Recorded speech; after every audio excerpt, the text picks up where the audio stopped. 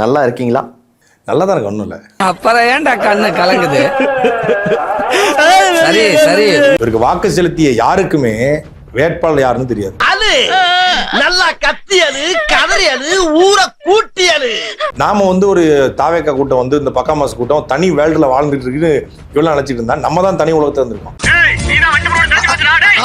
நான் வண்டு முடித்தாங்க உங்ககிட்ட பேசுறதையே அசந்து தெரியாம பேசாங்க. அட பாவி சரியான பழிலாம். இன்னும் 5 நிமிஷத்துல நீங்க வர போறாங்களா? வாங்கடா கடையை காலி போடுவோம். இவங்க எல்லாருமே ஓட்டு போட்டுக்கிறதுனாலேயே அவர் நல்லவர், அவர் ரொம்ப நேர்மையானவர், அவர் உண்மையான ஆட்சியை கொடுத்துருவாரு அப்படிங்கிற அர்த்தம் கிடையாது. ப்ரோ சூத்து மூடிட்டு கொண்டாந்து உட்காருங்க ப்ரோ. 1008 டென்ஷன்ல இருக்கு ப்ரோ. ப்ளீஸ் ப்ரோ தப்பா எடுத்துக்காதீங்க. ஒரு இடம் ஜெயிக்க மாட்டாங்க. ஏன்னா நீங்க களத்து அது ஒரு தற்கொலை கூட்டம், அது ஒரு குட்டி நம்பர்ஸ். இப்ப நீ என்ன பண்ண போற? இப்ப களத்துல எங்கேயுமே அவங்க இல்ல. விசில் புரட்சி நடந்திருக்கா அப்ப விஜய் சொல்ற மாதிரி? புரட்சியை வந்து நீங்க கேவலப்படுத்தாதீங்க. ஓட்டுக்கு பணம் தரல தாவேக்கா, ஒத்துக்கிறீங்க? அப்படிலாம் கிடையாது, ஓட்டுக்கு பணம் கொடுத்துருக்காங்க. பச்சை போய் பேசுற. நீங்க யூடியூப்ல கத்துன்னு கத்துறீங்க.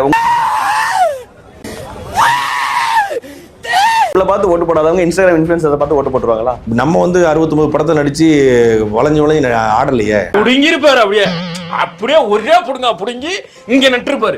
வாய் என்ன வாயை வச்சுக்கிட்டு இது பேசுது. ரொம்ப அண்டர் எஸ்டிமேட் பண்ணிட்டோம், கொஞ்சம் ஓவர் டோ பண்ணிட்டோம் கிரிட்டிசிசம்ல நினைக்கிறீங்க? ஏட்டா போனவன் இன்ஸ்பெக்டரா வராங்கிற மாதிரி அழுகுறான். ஏய் அழுவலடா. அது அழுவலையா? கண்ணீர் ஒழி பேண்ட்டுக்குள்ள போயினுக்குது, அழுவலன்ற. இனிதாங்க ஆட்டமே இருக்கு. ஒரிஜினலான வேட்டை, சாட்டையின் வேட்டை வந்து இனிமேதான் தொடங்கவே போகுது. தொடர்ந்து நீங்க கலாய்க்கிறதுக்காக பயன்படுத்தின ஒரு வார்த்தை பக்காமாஸ் கட்சி. உண்மையான பக்காமாஸ் கட்சின்னு நிரூபிச்சிட்டாரா விஜய்? அத வேற ஞாபகப்படுத்திட்டீங்க. நெஞ்சமெல்லாம் பொண்ணு அறக்கு தம்பி, மறக்க முடியல. இல்ல, ஒரு பக்கா மாஸ் அப்படிங்கிறது வந்து திரைத்துறையில உண்மைதானே, அதுல மாற்றுக்கிறது கிடையாது. ஒரு திரைத்துறையில ஒரு பக்கா மாஸ் தான். மாறி மாறி பேசுறீங்க.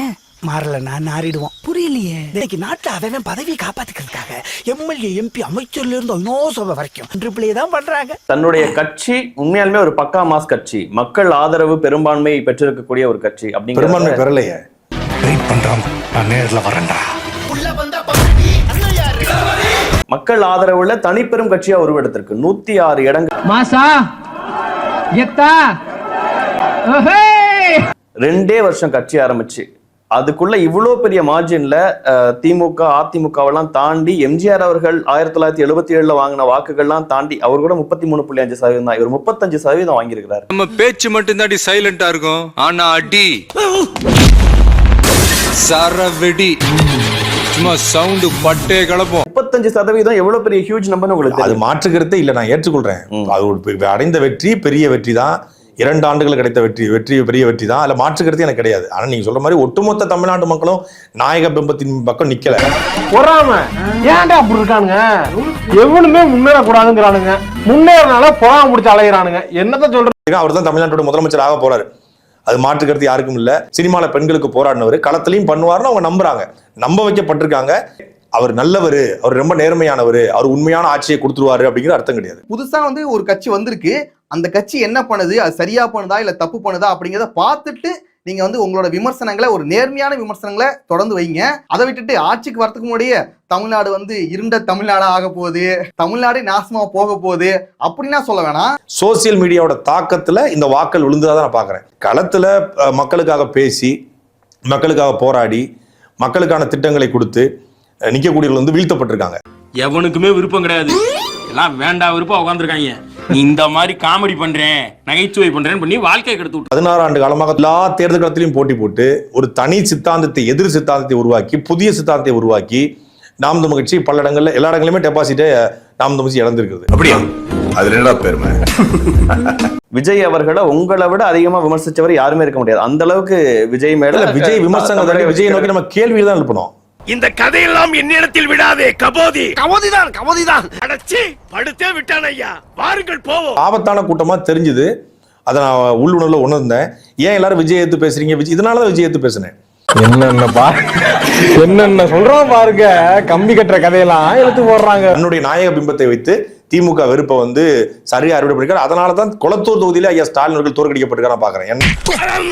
இப்ப அவன் உன்கிட்ட கேட்டானா? தேவையில்லாம அதை கொண்டாந்து எதுக்கு இதுல சொல்லுற?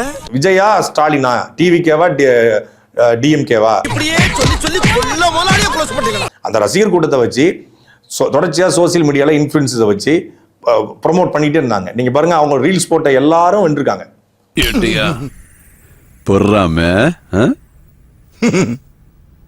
லைட்டா மாற்று வேணும்னு இருக்கக்கூடிய ஒரு மக்கள் இப்ப விஜயை சூஸ் பண்ணிருக்காங்க. நீங்க சொன்ன மாதிரி வந்து 15-20 வருஷமா கத்துறீங்க, பேசுறீங்க, தொடர்ந்து போராடுறீங்க. மாற்றமா உங்களை பார்க்கல இல்ல. நீ கேட்ட ஒவ்வொரு கேள்வி என்ன செருப்பால் அடிச்ச மாதிரி இருக்குடா. மாதிரி இல்ல, உண்மையிலே செருப்பால தான் அடிச்சது. தமிழ்நாட்டு அரசியல் போக்குல மிக ஆபத்தான போக்க நான் பாக்குறேன். சினிமால நடிச்சாலே சிஎம் ஆயிரலாம் அப்படிங்கிறது வந்து மிக தவறான கோட்பாடு. இளவு வீட்டுல கும்பலையா கூட இவ்வளவு அழுக மாட்டாளுங்க. ஆனா நீ இந்த ஆளே அழுகிறியடா. இந்த ஆளே அழுகிற நீ. இன்ஸ்டாகிராம் இன்ஃப்ளூயன்சரை வந்து விலைக்கு வாங்கினாங்க சார். அது ஒரு கொஞ்சம் நம்பர் சார். இன்ஸ்டாகிராம் இன்ஃப்ளூயன்சர்ஸே பேசினாலும் இன்ஸ்டாகிராம் இன்ஃப்ளூயன்சர்ஸ் பார்த்து ஓட்டு போட்டுருவாங்கன்னு நீங்க நினைக்கிறீங்களா? மக்கள் அவ்வளவு குறைச்சு மதிப்பீங்களா? எரிச்சல் வருது உனே. நான் கெட்ட வார்த்தையில திட்டி போயிருவேன். அப்புறம் பெத்தம் கொதிக்குது உன்னை பார்க்க போயிரு. கேட்டாலும் ஏத்துக்கலாம், அவர் தான் சிஎம். 5 வருஷம் அவருடைய ஆட்சிங்கிறத நம்ம வாழ்ந்தாகணும். அதுல மாற்றுக்கிறதே கிடையாது. ஆனா சரி தவறுலாம் தாண்டி, வெற்றி தோல்வியை தாண்டி இது சரியானதான்னு பார்த்தா இது ரொம்ப தவறானதா இருக்கு. அவன் கிடக்குறான், இது நல்லா இருக்கு. நாசகார ஆட்சியை கொடுக்கணும், அவர் நாசகார ஆட்சி தான் கொடுப்பாருன்னு சொல்ல முடியாது. அவர் நல்லாட்சியை கொடுக்கணுங்கிறதா எல்லாருடைய விருப்பம். ஆனால் நல்லாட்சியை கொடுப்பதற்கு அங்க இருக்கிற சூழலே இல்லாமல் இருக்கு. ஏய் வாயை முன் ஏந்து போட, ஏதா அசிங்கமா பேசிட்டு போற. நீங்க வந்து விஜய் தனிப்பெரும்பான்மையோடு பெற்றிருந்தால் கூட அவர் வந்து நினைச்சதை கூட செய்யலாம். இப்ப தனிப்பெரும்பான்மையும் கிடைக்கல. 106 சீட்டு சார். இன்னும் 12 சீட்டு தேவைப்படுது இல்ல. டேய் இப்படிலாம் பண்ணன்னு வச்சுக்கடா, நாசமா போயிருவடா, அழிஞ்சு போயிருவ. இந்த எண்ணத்தை மாத்திக்க, இல்லன்னா நீ அவ்வளவுதான். ஒரு செல்வாக்குமே இல்ல. அதை நான் களத்துல பார்க்க முடியறது இல்ல. ஒரு தோல்வியெல்லாம் சந்திப்பாரு. தொடர்ந்து உங்களோட வீடியோக்களை கடுமையா சார்ந்தீங்க. இப்போ உங்களுடைய கணிப்புகள் எல்லாமே பொய்யா இருக்குன்னு இப்ப நினைச்சேன்.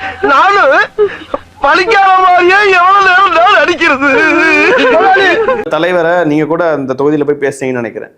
உங்களுக்கு எனக்கு ரூல்ஸ் போட்டு தமிழ்நாட்டை பாத்துக்கிறவர் எங்க தலைவர், ரீல்ஸ் போடுறவர் இங்க அவர் எதிர்த்து நிக்கிற வேட்பாளர். அவர் எவ்வளவு வாக்கள் 35,000-40,000 வாக்கு வித்தியாசத்துல வெற்றி பெற்றிருக்கிறார் டாக்டர் பிரபு. அப்படியா சொன்னா? இதை விட கேவலமா ஒன்று சொன்னா சொல்லட்டுமா?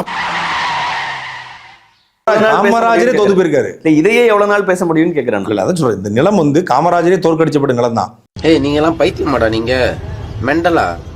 சத்தியம் பண்ணுங்க, சத்தியம் பண்ணு. நீ மெண்டலா? நீனு இந்த களத்துல நீங்க 100 ஓட்டு ஒரு தொகுதிக்கு வாங்கியிருந்தாலும் அந்த 100 பேரும் நாம் தமிழர் கட்சிக்காக உறுதியா அந்த களத்துல ஆற்றுமல் கொள்ளையும் கனிமூல கொள்ளையும் இயற்கை வள சுரண்டலையும் எடுத்து நாம் தமிழர் கட்சிக்காரன் நிற்பான்.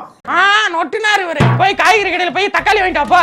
அஜித் ரசிகர்கள் ஓட்டு போட மாட்டாங்க, சூர்யா ரசிகர்கள் ஓட்டு போட மாட்டாங்க. விஜய் அவர்கள் ரசிகர்களுக்கு எதிராக எவ்வளவு பேர் இருப்பாங்க. உங்க வீட்லயே வந்து சூப்பர் ஸ்டார் ஓட்டு இருக்குமே, அவங்க போடுவாங்களா? கமல்ஹாசன் ஓட்டு இருக்குமே, போடுவாங்களா? எல்லாரும் போட்டிருக்காங்க சார். நான் நாயுடு,